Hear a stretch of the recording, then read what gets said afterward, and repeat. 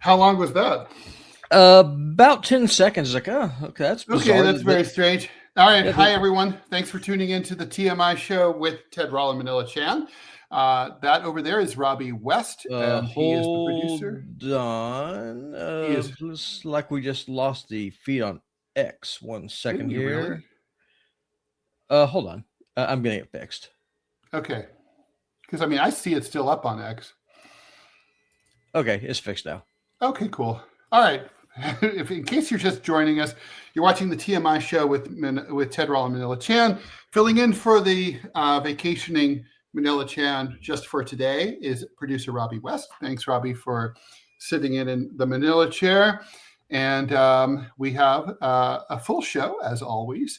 Trying to think if there's any business we need to take care of besides the usual. Please like and follow the show. Otherwise, we can just get to it. And if you have questions, comments, etc., please chime in, and we will get to them as best we can, as always. So I think that's about it. What do you think, Robby? Yeah, pretty much. I'm also going to go ahead and drop a link to the Discord server because I think one thing that would be really fun is that even for TMI, occasionally, kind of what we're doing for Deprogram, let people call in and just be able to take the questions live on air. So do you think we can do that today, right now? I don't see why not. That'd be a good test run. Be able to see just how it works. Okay. All right. So just to, Robby, explain the whole situation. So basically the idea is we can take audio calls. Yes. In real time. You can call up and talk to us like we're an old-fashioned AM radio talk station. And you just go in through the Discord server. Now, the thing is, bear in mind, we are on YouTube. Oh, no, we're not. No, we are not on YouTube. Not on YouTube. Okay, never mind. We are do that exclusive. Yeah. So, okay. So the point is, it's a free speech zone, and come on in. And Robby, you're going to explain exactly how people do this. Yeah, so at least let me give you the theory. This would be a good little test run, if nothing else. Radio again. Okay, so radio. So click on the link on the Discord server to make my life easier. Explain where that link is.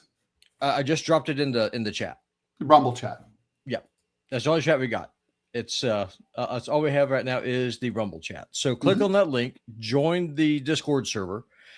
Down where it says voice channels, you will see where it says lobby. You'll wait there, and then you'll have the call in. And then the way this is supposed to work is that I will drag you and drop you over. And so that way y'all can join me and Ted. And so I am currently on the call in. Ted, if you want to go ahead and log in yourself, we'll just go ahead and see how this thing works. Okay, so let me go into. This is completely unplanned. Like we're just yeah, we're winging the hell out of this. We're spitballing this. All right, let me look for the. I'm not in the Rumble room right now. Full disclosure. So let me get in there. I mean, the tech aspect of this show is challenging for sure. So Adrian's asking why we're not streaming to YouTube anymore. So I'll go ahead and answer that real quick. Go ahead and do that while I do this. Okay. So the reason, Adrian, is because YouTube, they've kind of changed their algorithm. So if you're doing a live stream and if you have below a certain threshold of people watching the live stream, then what happens is that the YouTube thinks that the engagement is low. And so then they end up throttling the entire channel. And so what we do is we upload the video after the show ends, because the videos get more. The videos will get more views, get more likes, earn more ad revenue. Whereas if we just kept live streaming in the mornings, it would just throttle the channel and people wouldn't be able to see it. So that is why. Okay, and I guess you have to put in your birth date for something. For Discord, I have no idea. All right, I had to do that anyway. Okay, please drag there's going to be like all this stuff. Drag the icon on the top to the place where it fits. I didn't know there was going to have to be like an IQ test, Robby. I mean, I'm going to fail that. Yeah, I'm not sure because there's typically not an IQ test. Well, there is an IQ test for me. Okay. All right, now I'm in the Discord server. You must claim and verify your account before you can send messages in this server. Do I want to do that? I don't really care, right? Well, if you want to talk to people, then you kind of have to, because you'll go into the claim call-in account. Oh God. Yep. So I have to I have to put in an email and password. How do I I'm gonna try this? Do I choose a password or what? Well, you shouldn't have to. All right. So, John Jackson. Oh, I think I already. Oh, okay. Never mind. Yeah, it's telling me to finish signing up. Hey, John. Right. So we can hear you. I hear you, sir. I don't hear him. You don't hear him? No. Mm-mm. All right. So let's see here. Why? Because the way this is working is that we are using StreamYard, and so the audio is being funneled. Oh, that's why you can't. That's why no one can hear you yet, John, because Ted is not in here yet. So how am I going to get there? Oh, I hear you just fine, but Ted can't. And so if Ted can't hear you, then no one else can hear you either. Okay, so what should I do? Yeah. So I'm just going to mute you real quick while we kind of figure out how this is going to work. And let me see. How do I mute you? Okay, I could start reading it. I gotcha. I gotcha. You got to figure that? Okay. Yep. Right click. The power of the right click, baby.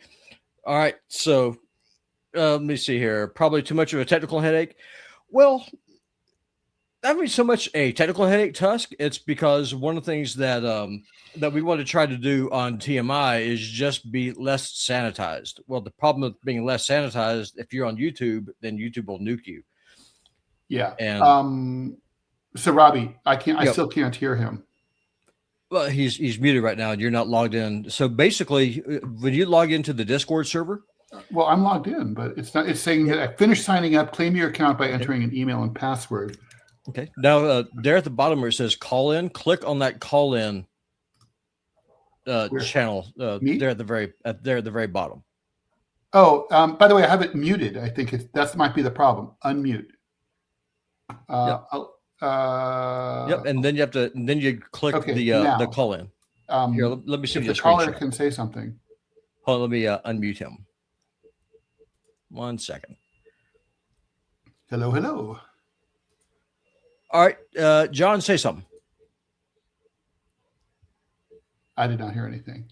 Yeah, you have to actually be in the call in server. So let me send you a screenshot here. How do I get in there? Just click on it. Click join. It. And I see call in waiting room. Okay, that's the problem. Yeah, so we have. Okay, I was in the wrong place. Okay, we gotta be very detailed when you're talking to a cartoonist. All right. Well, because we have a lobby, that's where people wait, and then we have the gaming channel. We're not doing gaming right now, and then just click where it says call in live, and you can join in. All right, should we be able to hear this person now? Hello. I do not hear anything. Oh yeah, no, you're good. We're just waiting on Ted to show up. I'm here. Yeah. I'm in the call-in waiting room.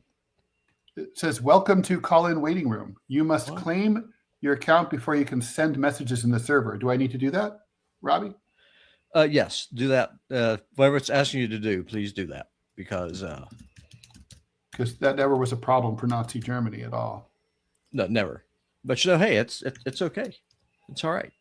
Well, while we are doing this, and for those of you who else wants to pipe in, who are just popping on, we are trying something new here. We are working on being able to take your guest calls once our host figures out how to get into the call-in chat. So, hey, no, this is gonna be wild. So, John, do you have any questions for me while we wait for Ted? Okay, now I have to check my email. Oh my God, it's so ridiculous. Okay.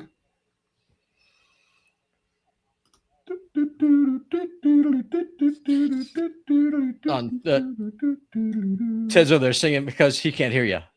Here we go. Verify email.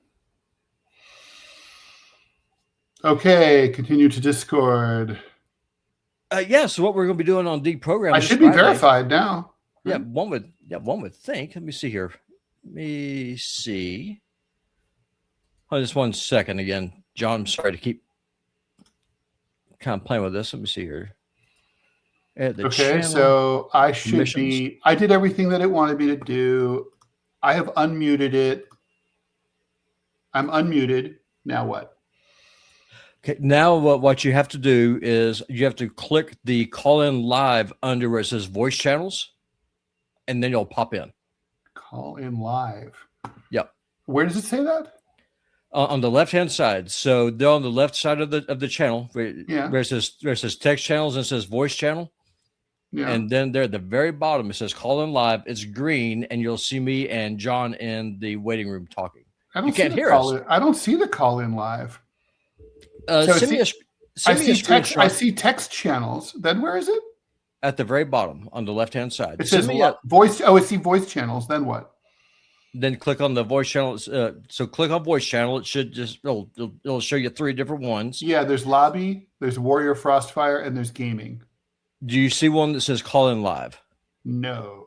Okay, let me see something here. That is bizarre. Okay, Ted, click on the one that says lobby. I'll just drag you over. Okay. Okay, there's Ted. Let's go ahead and bring Ted over. Success. We now have our. Now you're echoey, so let me mute this. Yep. I've got to mute something. Yeah, mute your StreamYard tab. Okay, I'll do that. we're doing the troubleshooting on the air here. Hey, listen, this will be one of our most popular ones. Well, that's how it always is with TMI. Listen, with TMI, I mean, that's just how it is, man. I mean, it's just anytime we're doing any kind of troubleshooting or doing something new, it just always just goes off the channel like this. Let me see. Manya the Cat says, unfortunately, cyber attacks have gotten more sophisticated, Adrian. We can't have nice things. This is a fact. Yep. So, okay. John, can you hear Ted? Okay. The echo's gone. Awesome. Too many accounts and logins. Oh, it sucks. Now I hear nothing. Unmute. Okay. Yeah, so you'll leave Discord on. So don't mute Discord. Just mute StreamYard. Okay. Actually, neither's muted, and somehow it's working. Oh, awesome. But I only hear you, Robby. Oh, now I hear him. Hey, how's it going? Welcome. You're our first caller ever. You're our first caller ever. Congratulations. You're live and in color. Air. You're on the TMI show. You are our guinea pig. TMI show. Surprise.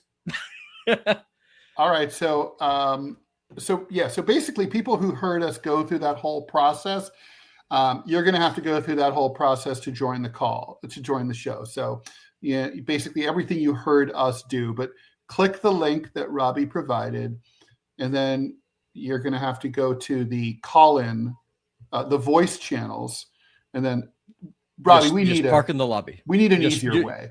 Yeah. Well, I just streamlined it. So what they're going to do is that they're going to go to the lobby, and then I just drag them and drop them. When the question's done, I'll kick them out. Okay. All right. So anyway, so who are we talking to here? We are talking to.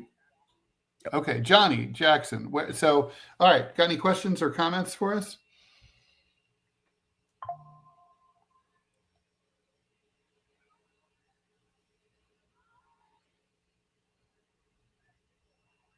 We are. Yes, I know you can't believe it. And all right, listen, why don't you hang tight? Stay right there. We're going to read a story, and then you can chime in, and then we'll move on to another caller if we have them. All right, so here we go. All right, so this is an experiment. That's how these things work. All right, yep. The Roman Catholic Archdiocese of New York said on Monday it was raising at least $300 million as it moved to negotiate a settlement that would benefit roughly 1,300 victims who have been sexually abused as minors by priests and lay staff members. The Archdiocese they cannot hear they cannot hear the caller. So let's see here. Okay. So unmute your StreamYard and I will mute mine. So I'm unmuted. Okay, so John, say something. Okay, there's John. Okay. Yeah, shall I resume? Let's keep John talking for a minute so that way we can kind of test this and see if they're able to hear him. I'm going to pull the show up on my phone.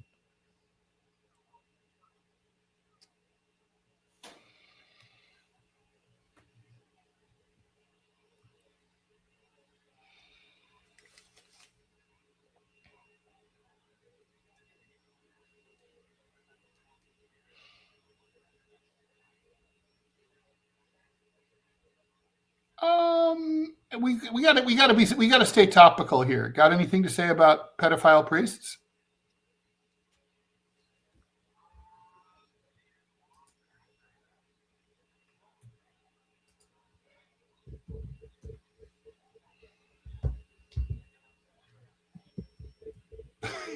Yes, they certainly do. All right, John, stay here and just stay on the air. And Robby's gonna troubleshoot with us. But let's get Okay, to Ted, this you story. say something. All right, you hear me, right, Robby? Robby. Okay, Robby, do you hear me? That I'm going to take that as a no. Okay, they cannot. Okay, so we cannot hear the caller at all, which is bizarre. Because Robby, I hear John, no problem. Yeah, it's not piping through the audio channel over into StreamYard. Oh, which is weird because StreamYard should be able to pick up desktop audio. So let's go into your settings.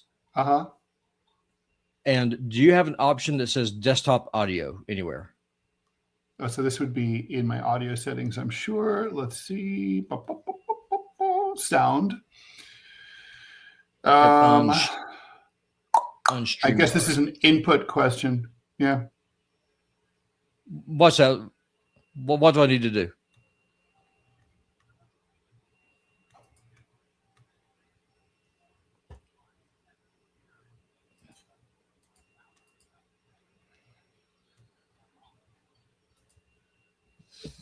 Maybe.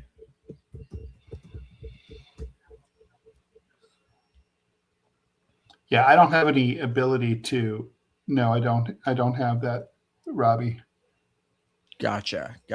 So I don't know. I don't know if this call thing is going to work through Discord, right? I mean, I think we're going to need. You need something that's going to pipe it in through StreamYard because StreamYard is the source of the.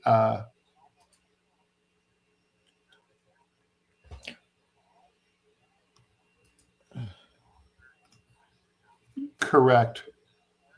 Yeah. All right, let's see. I'm in settings, audio, default, microphone. Yeah, so the problem is, guys, that I'm getting, so basically the input for the audio on StreamYard is only available basically through my mic. And so other people are joining. So Robby and I are both on the StreamYard together, and that's all there is. There's no option for, adding an additional audio source. I see. So it would need a virtual audio cable. I'm looking at it now. We'll figure it out. All right, because nobody else can hear us talk. So it's like a one-way conversation when you walk by someone and they're talking. You just hear one side of the conversation. John, all right, Robby, we should probably troubleshoot this. Yeah, we'll do this after the show. So, John, thank you so much for joining us. Thank you for being our guinea pig. I'm going to kick you now. To you. It was just us, though. You weren't really live.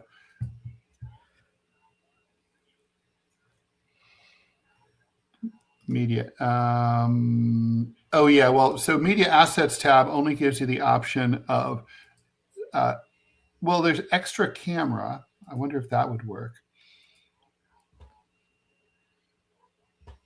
So the only images are video file. The only options are slides and PDFs, extra camera, video file, image file, share screen. That's it. Yeah, I just sent you how to do it, Ted. We will do this after the show. Okay. We'll just, so let's you and I stay on.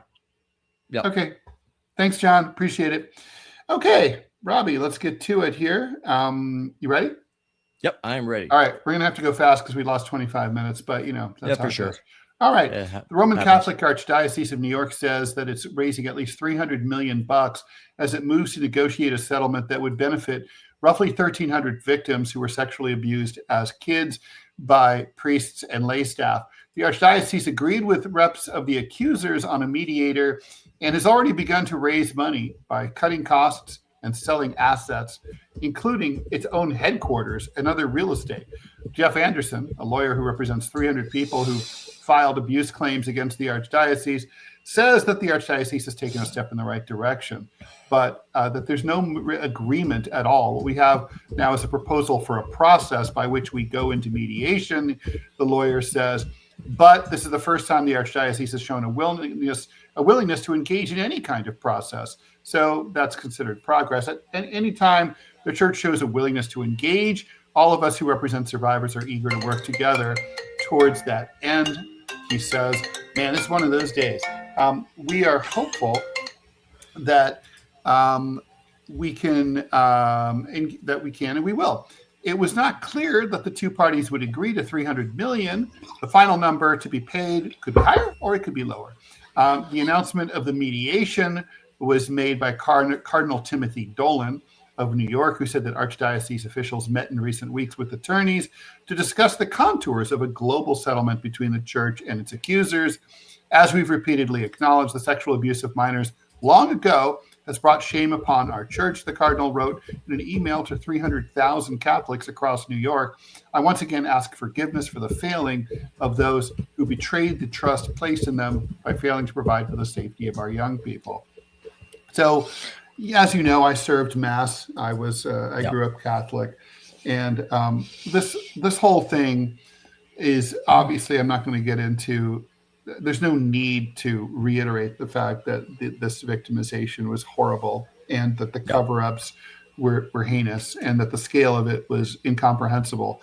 That's all been covered elsewhere over and over, and I hate repetition and redundancy in media, but it is worth pointing out that these settlements, involve basically asking either parishioners to do with less, church closures, you're not going to have your parish open in your community, or they're raising money, put more money in the collection plate so that we can pay off our previous victims, which is frankly just not a very powerful fundraising mechanism, I would imagine. And it's a huge contribution, not just because of the scandal itself, but to the fact that church membership is dropping off.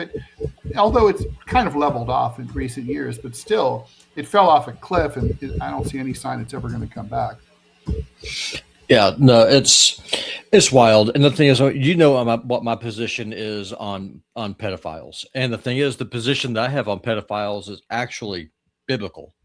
I mean, the biggest problem here with the Catholic Church is that they tried so hard to cover it up and to just be this this big tent welcoming thing that you cannot even call a church. I mean, the solution honestly is that it's the biblical solution. If you're a pedophile, if you're a rapist, you get put down.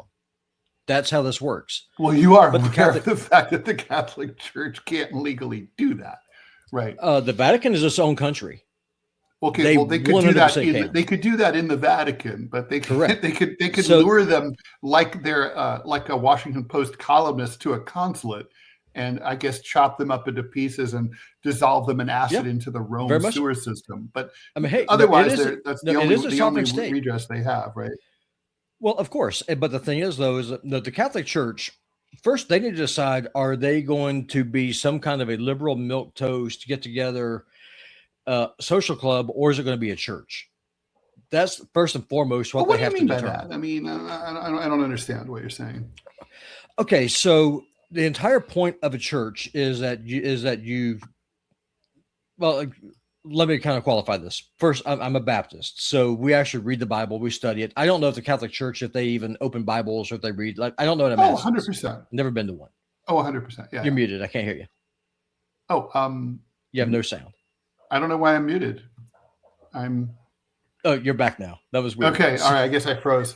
I definitely, Catholics read the Bible. Of course they do. Okay. So then if you read the Bible, and if you believe that the Bible is the unerring word of God, which should be a requirement Catholics to be any kind of a pastor or a priest. Catholics believe the Bible. That's a big part of the problem right there.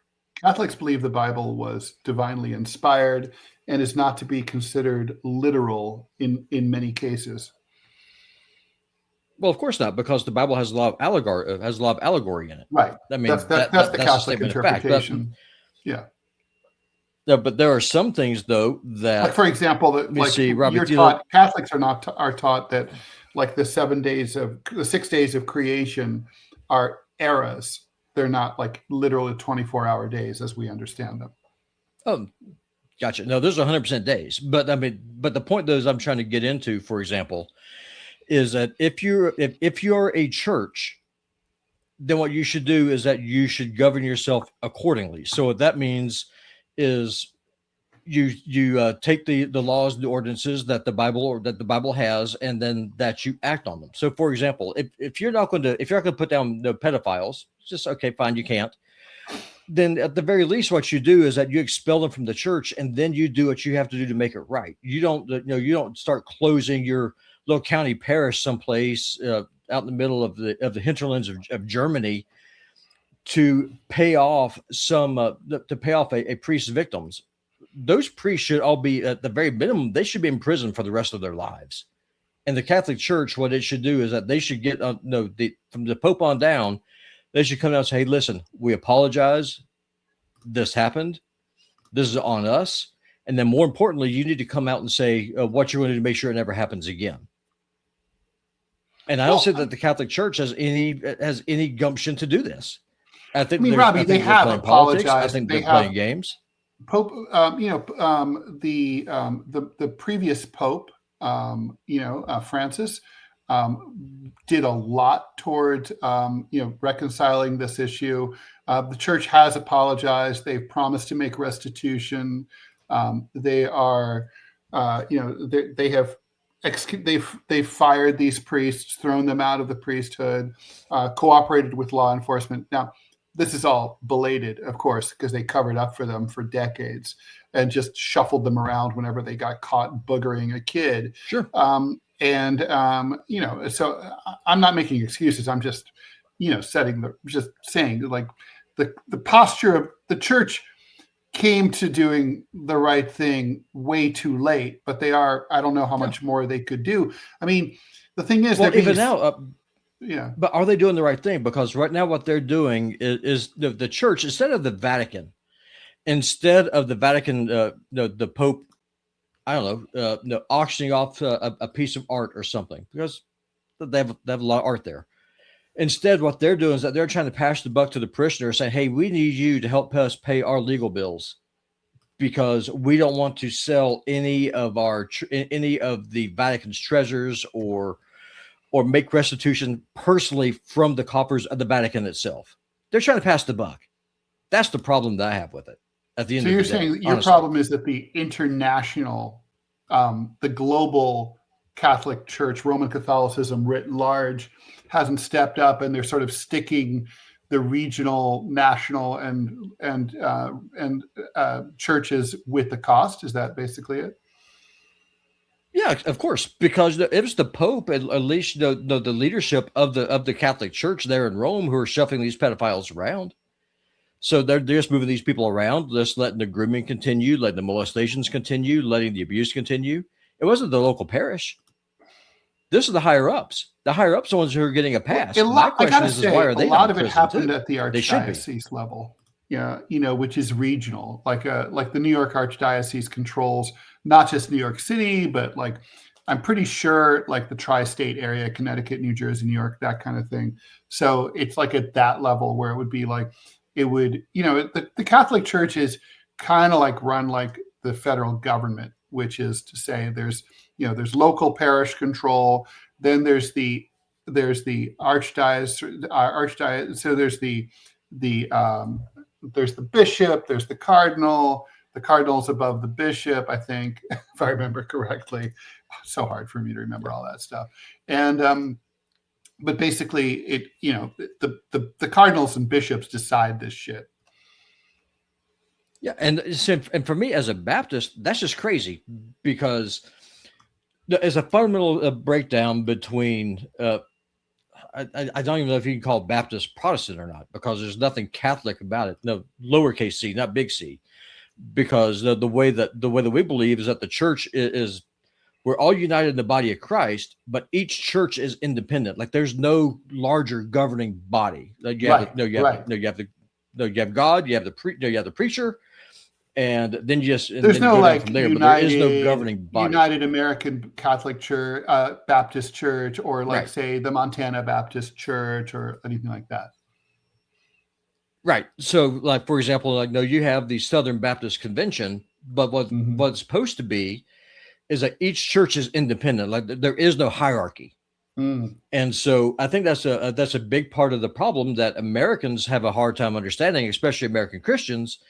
Whenever you're talking about the Catholic Church and the organization that it has, forget about the theological differences between the two. Like the Bible says that a priest should be married and have kids. That's a qualification to be a priest. And the Catholic in Church Catholicism, completely ignores that. It's the opposite.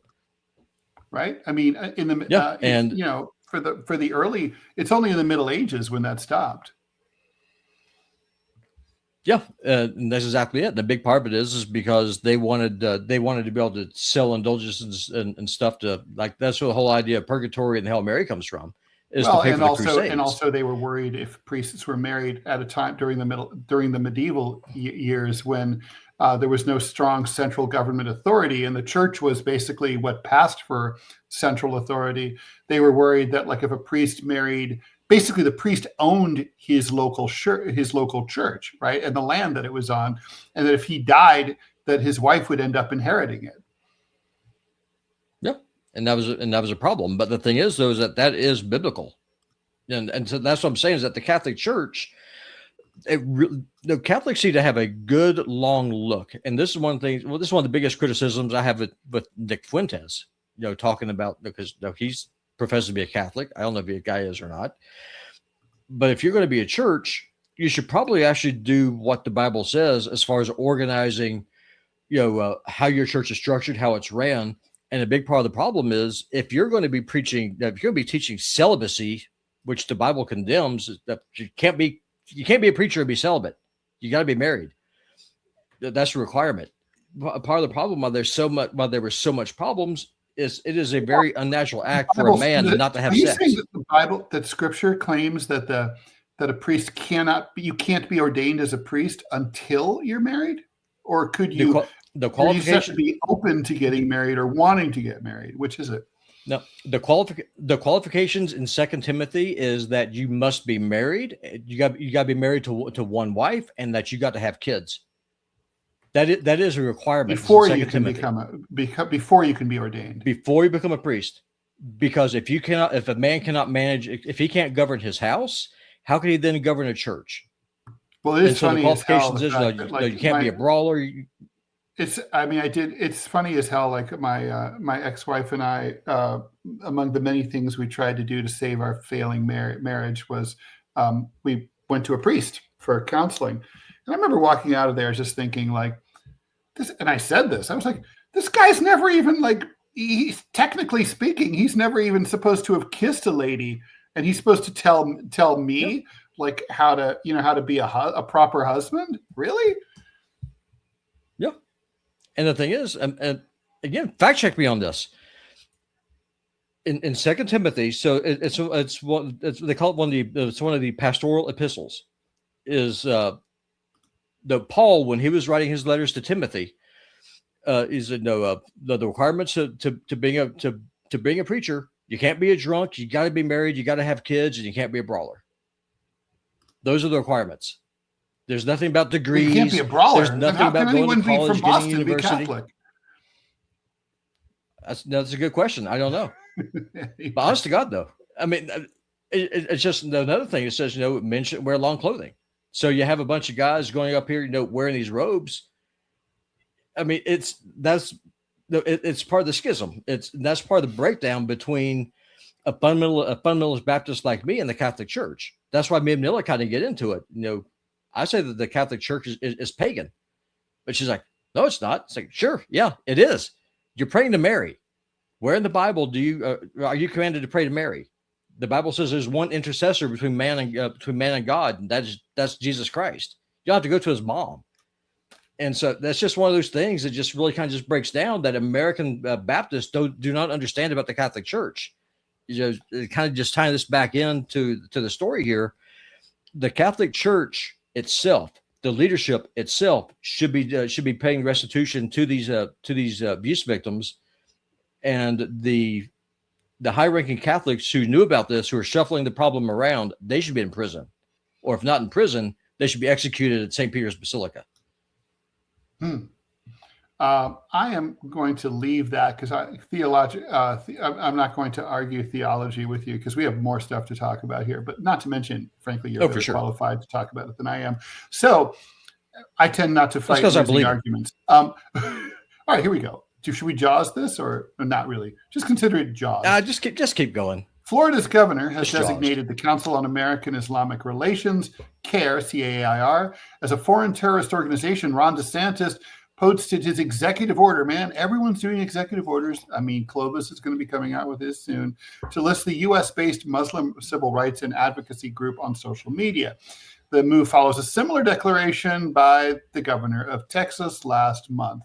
In a separate post, DeSantis said that the Florida legislature is, quote, crafting legislation to stop the creep of Sharia law. And I hope that they codify these protections for Floridians against CAIR and the Muslim Brotherhood in their legislation.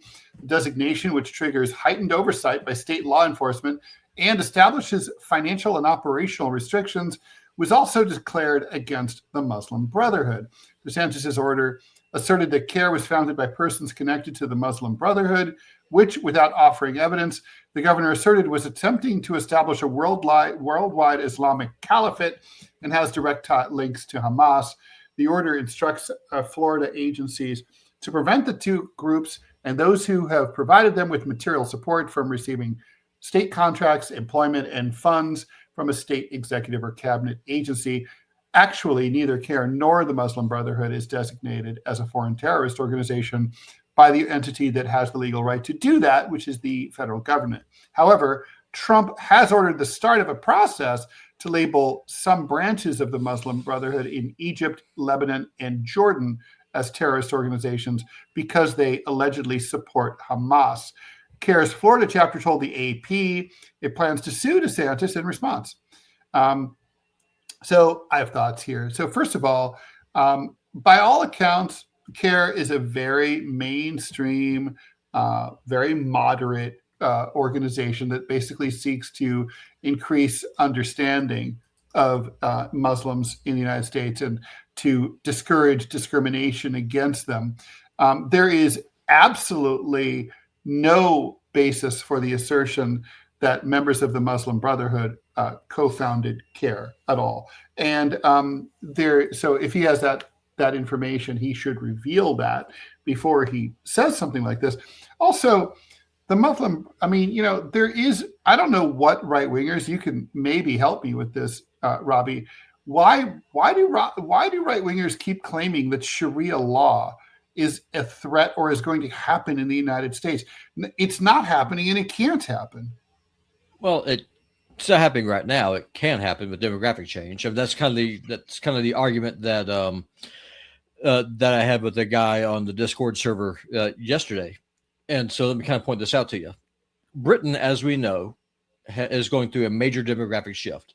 Most of the people who are coming over are from Islamic countries, and there are Islamic courts in Britain today. That's a fact. Now, is there a Sharia court over all of Britain right now? No. Could there be in 40 years when Britain's become a minority in their own country? Who knows? That's the boogeyman. And so this really what this kind of this ties back into the immigration debate. I mean, my go-to position is I have no problem with a multiracial society. I do have a problem with the idea of a multicultural society because those have never worked through at any time through history. One culture always will eventually dominate the other one. And that typically happens in the point of demographics, especially if you have a representative form of government like a republic or a democracy. That vote actually matters. And so if you have one group of people that's constantly increasing in population, and you have another group of population that is shrinking because of abortion and everything else, then the larger group is going to have more power. So that's the dog whistle. Now, here's the issue. You can take that bit of truth and then you can try and twist it for geopolitical ends. That's the argument that a lot of the don't want to call them Christian Zionists. So that's the argument that a lot of the Zionists are making. Like Laura Loomer, she's a Jew. She's not a Christian. But you have John Hagee and you have these other people who profess to be Christians, but get on their knees for Israel every single day of the week. That's the argument that they make, is that dear Christian, you have to pick one of these two religions that hate you. The Jews are your friend and the Muslims are your enemy. Go with the children of Isaac as opposed to the children of Ishmael, because we're going to treat you better. That's the argument that they're making. That's the dog whistle. They're playing on fear. Well, I mean, okay, so I like the distinction that you've made here and that you've said before about the distinction between a multiracial and a multicultural society and a monoculture. The question here, though, is isn't the right trying, not you, but the right trying to conflate that with this kind of fear mongering? Like, because basically, where is Sharia law in the United States today? It's, to the extent that it exists at all, it is basically within individuals and families. It's not, there is no way for Sharia law to have any input in a non-Islamic republic into the way we live, or adjudicating any kind of issues, right? It's in the same way that like Jewish law applies within Jewish communities, but it's not really, it doesn't have the force of law. It's really just a tradition. So for example, if a Jewish person wants to get divorced, they get permission in the form of a get in order to get divorced. But that's only, or like a Catholic person wants an annulment.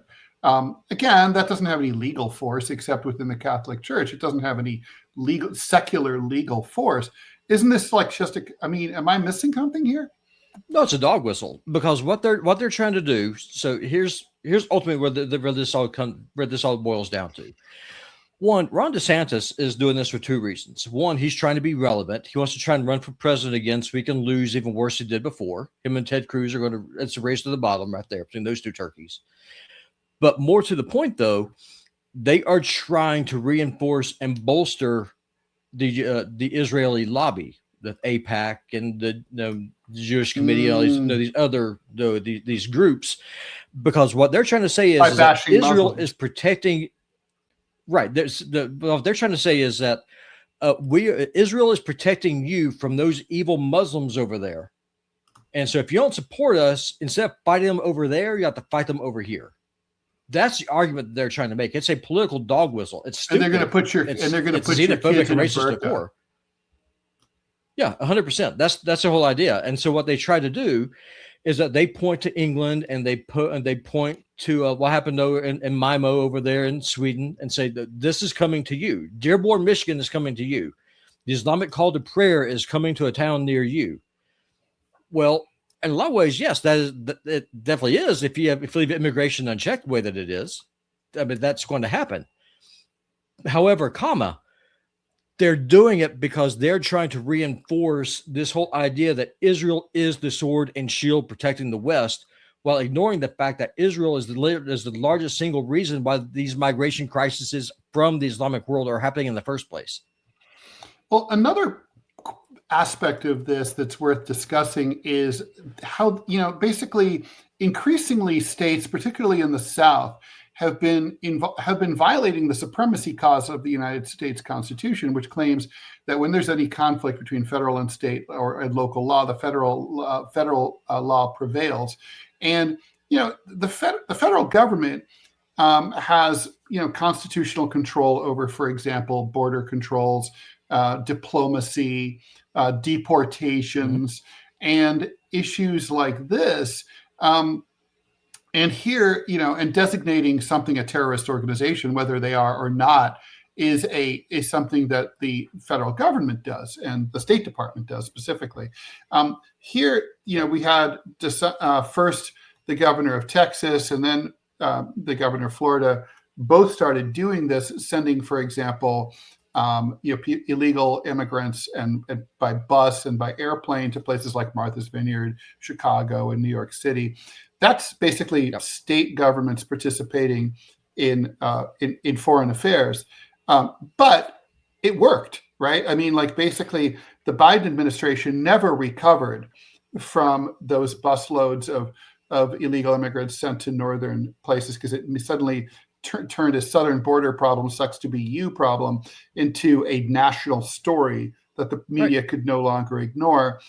And this feels to me like a radical expansion of that. I mean, what's next? Is Ron DeSantis going to start, opening embassies and consulates in other countries? Well, you got to remember Greg Abbott, the governor of Texas. I mean, he signed into law a bill is basically a loyalty pledge to a foreign country. You have, if you're going to be a contractor for the state of Texas, for its government, you have to sign a pledge to not participate in BDS, to not and to not in any way, shape, or form oppose Israel. Right. This is a state governor who is telling his people, you must toe the line for a foreign country, or you cannot make money here in Texas by working with the state government. By the way, that is the bigger story here. That's the bigger problem. Foreign country. Yeah, very much so. Well, my question is if you care that much about Israel, and I mean this sincerely, why aren't you living there? I mean, if you love it that much, by all means, go there and never come back. It's weird, right? I mean, because in some ways, these people are even more fanatic about Israel than many Israelis themselves are. Yeah, well, a lot of this has to go back, and in a lot of ways, it kind of ties into the conversation we had about religion at the top of the show after he got done, kind of playing with John over there on the Discord server. Schofield did such a masterful job with his notes and getting the Schofield Reference Bible into seminaries that are used to train young preacher boys into teaching that is the state that the Jews are God's chosen people, that through some kind of magic DNA they are superior to everybody else, and then they plug in this verse of the Bible that is not there, saying if you bless Israel, you'll be blessed. If you don't bless Israel, you'll be cursed. That verse is not in the Bible. It's not there. Genesis chapter 12 is about Abraham and his seed specifically, which is Jesus Christ, not the nation of Israel. But I mean, it's just so ingrained, and the evangelical bloc has been such a powerful voting bloc, and they are scared of losing that, because if that happens, it's done. And younger Christians who actually take the time to read their Bible and they realize they're being sold a bill of goods, and then they're asking legitimate questions like, why are we pro-life? Well, because we're created in the image of God. We believe that life begins at conception. Well, then how can you support a nation with your tax dollars that only denies the divinity of Jesus, but teaches that he's boiling in hell right now in shit, while dropping bombs on kids, remember, Jews don't believe in hell. Yeah, but Christians do, though. And also in the Talmud, like it actually teaches that Jesus is boiling in excrement. That they teach that he is in hell. So again, look it up, fact check it. But the issue is that the reason why Ron DeSantis and his ilk are doing this, they are trying desperately to shore up support for Israel. One, by playing the fear card. Look at those dirty Muslims over there. They're going to come and they're going to chop off your head if you go to church. And on the flip side of the coin, they're trying to say, if you criticize Israel in way, shape, or form, you support Hamas. For the record, I do not support Hamas. I do support the Palestinian people, and I condemn the state of Israel. It is a genocidal apartheid state, and I'm a Rumble, so I can say that. And that's true. Okay, so a UC. And I'm not a Muslim. I don't support Hamas. Let's move on to some more typical TMI fare. A UC Berkeley professor smelled a rat. Over the years, there had been $46,855 in damages from computers that failed and nearly all of it seemed to afflict one particular PhD candidate at the Electrical Engineering and Computer Sciences Department at UC Berkeley. The professor wondered if the student's luck was really that bad or if something else was going on, so he installed a hidden camera disguised in a department laptop and pointed it at the student's computer.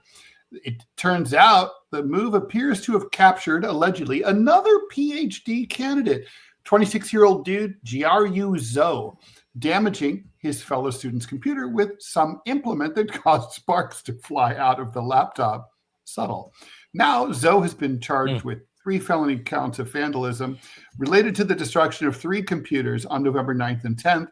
The charges allege that the damage amounted to more than $400 each time, though the professor who reported the vandalism and the student who was afflicted told the cops they suspected Zhou of the additional incidents as well. Those had been going on for years. Zhou was arrested November 12th at Berkeley. He did not talk to the cops, which proves that he is not stupid. He's due for his first court appearance on December 15th, and he's no longer in custody. Zhou listed addresses in Richmond and Berkeley. Richmond is nearby Berkeley, and they have not released the name of the professor who set up the cameras. The prof got permission from the building manager to do this. The victim had an online profile listing his research as involving reconfigurable switched capacitor converters, high-efficiency hybrid switched capacitor converters, multi-level converters, and power management integrated circuits. I like this story because it's about coworkers sabotaging each other. And I think there's few of us who haven't had that happen. I know, Robby, you have stories to tell. I'll tell mine. So when I used to work at the Japanese bank back in the 80s, there were these 2 ladies who were kind of like identical twins. They almost looked exactly the same. They were both blonde, blue-eyed. They had the same haircut. And they didn't like me because I had been brought in by our boss, and he really liked me. And he had promoted me faster than he promoted them. I came to discover that they had been sabotaging my work. They were stealing important files. They were notably going into my non-password protected computer, because this was the 80s and we didn't have that, and erasing key files that I needed. And I discovered that. And so how did you discover the way I decided to handle it was thuggishly. I waited for one of them to go into the break room. Then I followed her in, closed the door, and I just stood there and I said, "If you ever fuck with me again, you will regret it." And just walked out. And it solved the problem. But who hasn't had something like this happen to them? Fucking jealous motherfuckers. So how did you discover the sabotage? Well, walk me through that. I want to know. Well, so I was a computer programmer back in the day, and basically I knew the files were missing. So the question was like, who was accessing them? So basically I was able to find out what time of the day they were deleted. And then I went and looked at the sign-in sheet to see who was in the office during those hours. And it turned out it was those 2 ladies and no one else, unless I was counting the custodian. And I seriously ruled him out because I'm like, it's not him. Gotcha. So I have a story similar to that. Back at my first tech job, it was a Tech Advance on Creighton Road in Pensacola. And the reason I got the job is because I just pestered the hell out of the owner. And so he finally got tired of me bugging him. So he hired me to start teaching me. Well, the other people that he had there all had college degrees. I never finished high school, and I was going through George Stone at the time. Long story short, they were getting really jealous. And so similar story, they would go in and kind of screw around with the computers I was working on. Well, anytime you're going through public school back in the 90s, you always had this nice assortment of viruses. And so I collected them all onto a floppy disk. And so I knew this was going to happen. Mm-hmm. So you probably remember like the Michelangelo virus, the Sunday virus, all these other viruses, right? Back in the 90s. Or just I have a virus story to say too. Yeah. Go ahead. Well, and you're right. Viruses were easy to find and collect back then. Oh, it was awesome. And so I collected all these viruses. And so I deliberately infected my computer, knowing that they were going to go in and steal my work. Well, of course, once this happens, they then got the viruses and they were sharing the files with each other. Well, the beauty about the Sunday virus is that it would rename every executable file in your on your computer. Back then, this is Windows 98. It would rename every executable to the number 1, which then, of course, made them overwrite each other. So they got my computer. So they got in, stole my files, and then they proceeded to crash not only their computers, they crashed and this is unintentional. They also crashed the mainframe of the store, and so that was a little bit of collateral damage. But anyway, my virus collection, it bore fruit. The results of my ill-gotten gains were amazing. They got fired, and I got a promotion. I was officially called the virus guy, and my job from going forward was to collect viruses, figure out how they worked, and then figure out how to remove them from computers in the least destructive way possible. It's the person who causes the problem, solves the problem. Isn't that always the way? Exactly. So yeah, I had a virus thing too. I won't say where this happened because that would be incriminating, but let's just say that I worked at a place where I did not trust my employer, which is to say pretty much anywhere where I ever worked, I never trust my employer. And so I came to suspect that that my boss was planning to fire me. So I installed a virus that basically was always there. And as long as every 30 days, I put in a password, the virus is neutralized. As long as I'm there, I'm like the little Dutch boy putting my thumb in the dike. Yeah. Everything's fine as long as Ted's there. I could have deinstalled it. I had but they had to know it was there. And if they fired me and then I'm not there to plug the dike, so they fired me. Oops. I wasn't there to plug the dike, and everything they had was completely wiped out. And of course, I got a call at some point where it was like, do you know anything about this? Could you help? And I just never returned any calls. Why would you? They fired you. Right. Why would I? Exactly. Yeah, no. God, you played in college, so you're an engineer. Do you know what a black box was back in the day? The old black boxes that you'd hook up to a D-Slam. Mm-hmm. Well, when I would go to the public library, I always went to the electrical and the telecommunications section. And so I learned how to build blue boxes and black boxes. Mm-hmm. And for those of you who don't know, they do very specific things.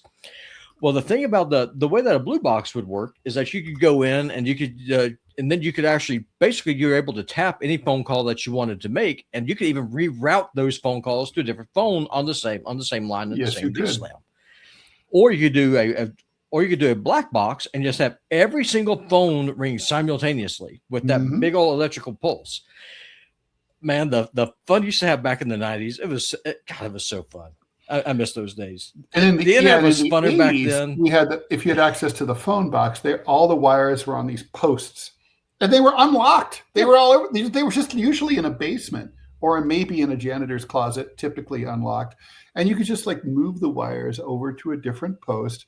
And like, for example, let's just say theoretically, not that I would ever do such a thing.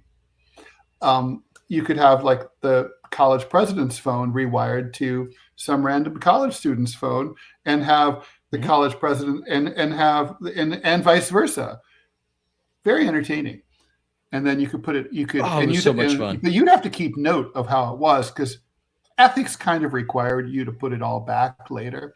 Personal ethics. You don't have to, but you ought to really if you do something like that. Okay. But anyway, I just thought that was a funny story. The only destructive thing I ever did, and this was totally by accident, I had no idea this was going to happen. I built a black box, and I decided I was going to have every phone ring in this neighborhood called King George Estates. I was going to have every single one of them ring at the same time. And I did not realize just the absolute havoc that would cause. You didn't? It was epic. I had no idea. I had blown up the transformer on the telephone poles because it's just big electrical pulses went through. Well, the problem is I didn't realize that King George and also this other neighborhood called the Carriage Hills were on the same D-Slam. And so it was like 300 phones rang simultaneously at the same time. And it was it's a beautiful thing. My, so my high school was really into pranks, and we had we had a secret society called the Pit Club, which stood for Perpetual Intellectual Torture, and I was tapped shockingly by the previous president of the Pit Club to be president. I don't know how they would have chosen me, but anyway, this solemn duty fell to me. And so I had your job was to orchestrate at least 3 major pranks throughout the year, which I succeeded in doing and then some. And one of them was I had all the seniors bring in an alarm clock from home. And, this dates the story. It was the late 70s. We still had wind up alarm clocks, you don't know what I'm talking about, but basically like the kind you buy at an antique store, like you wind it up and it literally makes the old fashioned ding, and they go for quite some time. Anyway, so everybody brought one in, put it in their locker, and we had 420, I think 475 members of the graduating class. So everybody put it in their locker, and they timed it 1 minute apart all day long. So all day long, there's an alarm going off in the hall from someone's locker, locked in, and so all day long, the principal is on the announcement. Well, the owner of locker number 2664 East Unit, come to their locker immediately. Very funny. If he'd ignored it, it would have been not nearly as disruptive. But, because he was so controlling, he just couldn't help himself. And it was like, you're all suspended. It's like, well, wait, I can't suspend all of you. Fuck you. Get back to class. So, God, it was just so much more fun. I used to break in the networks all the time to the mail spool just to go look around. I never screwed anything. I never heard anything. I was just curious. I wanted to see how the networks were built. And so, trying to get into the website and stuff, that was always locked tight. But for whatever reason, back in the 90s, the mail spools are always wide ass open. Just be able to go in and just shell through and get passwords, everything else. And there's just so much fun. That's how hacking was back then. A lot of it had to do with not doing anything wrong. It was just like, hey, let's just look at stuff and see how it works, for sure. Yeah. Okay, so we should move on to our last story. We're a little bit over, and we are, believe it or not, you can't really tell, but we are on a time schedule here. So a 35-year-old California man who died aboard a Royal Caribbean cruise ship last year, before he died, was served at least 33 alcoholic beverages at the ship's bar, his family claims in a lawsuit. Michael Virgil of Moreno Valley, California, boarded the Navigator of the Seas in Los Angeles on December 13th, 2024, with his fiancée, Connie Aguilar, and their son, according to the court documents filed in Miami, where the cruise company is. As they were on their way to Ensenada, Mexico, Royal Caribbean crew members overserved Virgil in a matter of hours these at least 33 drinks while he exhibited obvious signs of drunkenness, the lawsuit says. While intoxicated, he tried to get to his cabin, got lost, became agitated. Virgil was then confronted by security dudes who allegedly tackled him to the ground and subdued him with their full body weight, the lawsuit says. Royal Caribbean crew members then allegedly injected him with a substance called haloperidol. Is that how you pronounce it? Do you know? No haloperidol, a prescription medication used to treat psychotic disorders. Multiple cans of pepper spray were also used. The father ultimately died from this whole event. In a statement to CBS, a Royal Caribbean Group spokesperson said, "We're saddened by the passing of one of our guests, worked with the authorities on their investigation, and will refrain from commenting further." The attorneys noted in their lawsuit that the cruise line had the right to refuse booze to anyone who was visibly drunk, but said the company didn't do so. They also said that the cruise line deliberately markets its all-you-can-drink beverage package to passengers and ensures there's a bar in every nook and cranny of the Navigator of the Seas. In addition to negligence claims, Aguilar's attorneys also say that Royal Caribbean was negligent in the hiring and training of its crew, including medical and security personnel, saying that they contributed to the death. This is the second lawsuit in recent months against Royal Caribbean involving a death and consumption of booze. A 66-year-old woman, Dulcie White, fell overboard during a Taylor Swift-themed cruise on October 22nd of last year after the crew kept serving her alcohol despite signs of extreme intoxication. Her family claimed in their own lawsuit filed back in October. The lawsuit said that Royal Caribbean's unlimited alcohol beverages package causes people to overdo it, and maybe people are trying to get their money's worth, according to her daughter, Megan Cluin. She was completely intoxicated in a way I haven't seen before. It saddens me that this is my last memory of her. Robby, I genuinely don't know what your thoughts are going to be here.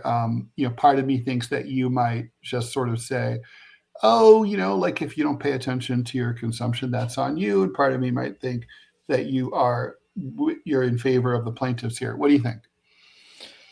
Well, I mean, I don't drink. I'm a teetotaler, as you know. But I mean, it seems to me if you're at a bar and if the barkeeper has to keep track of how sluiced you are, I don't know how that's any different on a cruise ship. I mean, you're selling a substance that screws with your head in a fundamental way and is bad for you. So I think that the cruise lines are 100% at fault for this. Yeah, it's funny to me. I've only been on cruises a few times, and one of the things that struck me was that booze was quite expensive. Like I didn't know that there were like sort of all you could drink packages on cruise lines. That would be probably pretty dangerous to me. I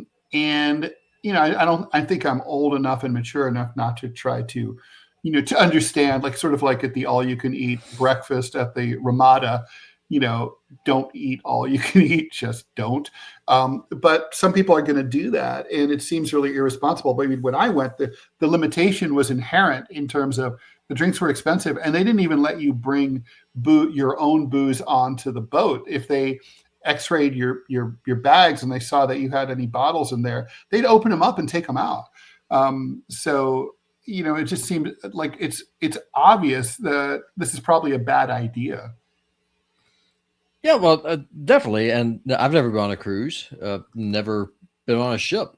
It just seems to me, and I mean, just to show my naivety here, if you're going to pay that much money to go on a cruise, that why would you want to ingest a substance that will make you forget ever even being there? I mean, what's the point? If you're just going to just get stone cold, falling down, slobbering, puking, drunk, and then have a hangover for the next 4 days, what's the point of going on the cruise?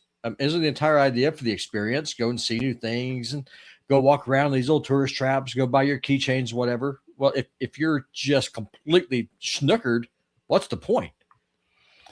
Yeah, well, I mean, it is a bit of an IQ test, isn't it? I mean, you have to be, the people who did this, especially I'm thinking about the 66-year-old woman. I mean, she was old. I mean, she didn't know any better. I mean, she'd been living a long time. I mean, she had to know something bad was going to happen. Well, I mean, one would think, I'm like, for example, coffee is my drug of choice. And a close second is an ice cold Coca-Cola. At the end of a stressful day, there's nothing better than to have an ice cold glass of Coke. Well, if I decide I want to drink 3 cases of Coke in one day, you're going to get diabetes. That's probably not the best choice I can make. No. And alcohol is a much more potent substance than Coca-Cola is. So it seems like maybe I shouldn't do this. Darwin is wrong on evolution, but he is right that some people are just dumb, and they remove themselves from the gene pool in spectacular ways. Unfortunately, this happened here, and I mean, should the company be held liable? Yeah, they should. I mean, they set up something to somebody that affects your mind and your body. They set these people up to fail. The bad things are going to happen. 100%. Granted, yes. Are the people stupid? Yeah, they are. Yeah. But you don't have to help the stupid people take themselves out either.